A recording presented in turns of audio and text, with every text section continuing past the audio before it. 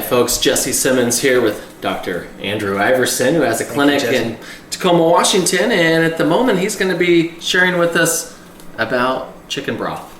It's actually bone broth. Bone broth? Yeah, and I'm glad you mentioned that though. Yeah. Because most people think of grandma's broth. Sure. Chicken broth, turkey broth. How do you make it? Do you know how you make it? I think after you roast your chicken or your turkey, you just use all that leftover juice. Not really. Okay, no. Inform me. A lot of people think that the only aspect of a broth is to pull the meat from the chicken and then just to let the water boil on there for an hour or two, and that's considered the broth. Okay. But let me show you some different levels here, okay? This is free-range organic chicken. Now, we have to be understood that free range doesn't always mean that the chicken gets to run in the grass. Now they're called pasture raised. Interesting. And the importance of getting at least organic on this is because we're going to consume every part of this bird. Bones and all? Yes. Doc. Yeah. Now let's understand why. There are certain people who have conditions that their body's breaking down. These are called catabolic conditions.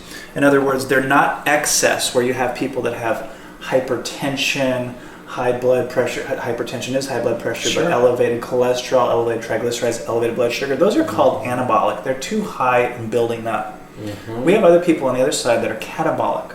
In other words, they tend towards weight loss, maybe osteoporosis, maybe anemia, falling hair, excessive oxidation. They're aging way too quickly, which puts too much stress on their brain, maybe dementia, Alzheimer's, Parkinson's.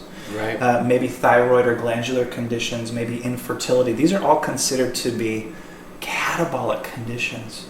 So instead of doing fasting with those people, instead of doing just salads with those people, which we give to the other type, we use things to build them up. And nature, and all of our ancestors in nature used the whole animal. Really? Oh yeah, Native Americans particularly would use glandulars of the fish. For example, females who were needing to have stronger fertility, they would have the females eat the eggs with inside the salmon because it would fortify their eggs. Yeah. So think about, if we eat the bones, if we find a way to utilize the bones, what will it fortify for us? Our bones? Our bones. Wow. And many other factors. Now, we've all heard milk does a body good, right? And it's for your bones. It's a good slogan. Yeah, exactly. It's a good slogan. And of course, if you read Nature's Diet, you'll understand that it's important to boo the moo, because our source of calcium would best come from green foods. Because where does a cow get its calcium? Green grass. And also bones. And something that's not understood is that these bones don't just have calcium, Jesse. If you were just pure calcium in your bones, you'd break like a piece of chalk, because that's calcium carbonate, right? You'd be very brittle. So how do you keep a bone from being brittle? Is you have to have protein in there too. So what we're actually doing is there's a mix of protein and calcium and all these other trace minerals. Okay. So this is like a tonic. It's like a health serum. So what we've done, one of your most important tools that you'll need in your clinic, it's called a slow cooker. Yeah. Grandma used to use them. And Grandma still does. Most grandmothers do, and you can find these relatively inexpensively at the Goodwill for $5, $10, or you can get them new for around $40. And this chicken has been cooking for 8 hours on low. I particularly like to cook a chicken slow and low. Okay, that's how we prevent some of the oxidative products that happen with meat. Slow and low, and the recipe for roasted chicken is also in Nature's Diet Cookbook.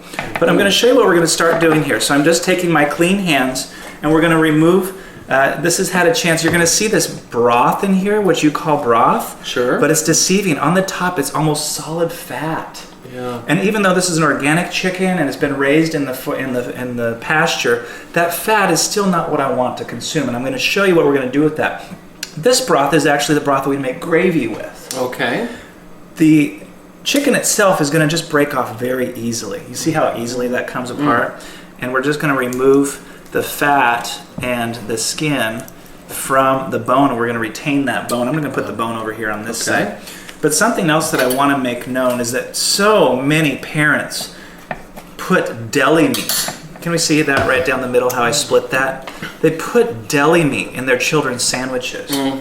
Now, Processed. it's processed. Why do you think it tastes so dang good? It has that salty, rich flavor because they inject it with seasonings. We don't know what those seasonings are. Monosodium glutamate. It could be other forms of stabilizers.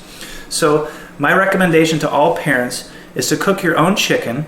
And here we have a breast. And this breast can now be sliced for lunch meat. Okay? Just like that. Yeah. And it's just going to melt in your mouth. Absolutely melt in your mouth. So what I'm going to do right now is I'm going to pick all the meat from the bones. And then we're going to return and look and see what we're going to do with the rest of this. Okay. Thanks, Doc.